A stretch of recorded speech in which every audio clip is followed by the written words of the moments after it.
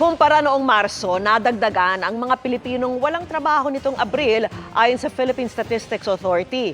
Mas malaki naman ang itinaas ng mga underemployed o yung mga naghahanap ng dagdag na oras ng trabaho para may dagdag kita. Nakatutok si Bernadette Reyes. Umabot sa 2.04 milyon ang bilang ng mga manggagawang walang trabaho noong Abril, mas mataas kumpara sa 2 milyon noong Marso base sa pinakahuling survey ng PSA. Naitala sa 4% ang unemployment rate noong Abril na bahagyang mas mataas na 3.9% noong Marso.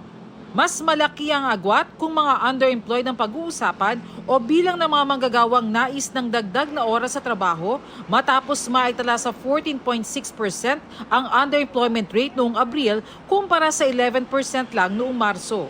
Katumbas ito ng 7.04 million na underemployed. Pag marami kang workers, dahil let's say may demand, like retail trade kasi bumalik, hindi lahat na-absorb. But you have workers but they are not all working the 40 hours. Kabilang si Marilu Bisano sa mga naghahanap ng dagdag na mapagkakakitaan lalo't nag-aaral pa ang kanyang mga anak. Nagrarakit ng maglaba at saka plancha. 50 na ako eh. Kaya mahirap maghanap ng trabaho.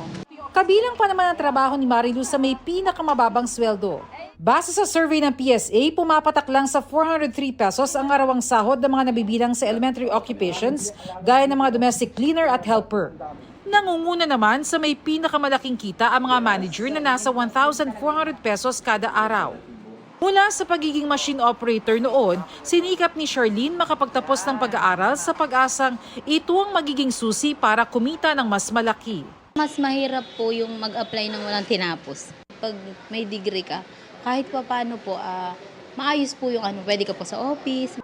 Para sa GMA Integrated News, Bernadette Reyes, Nakatutok, 24 Oras.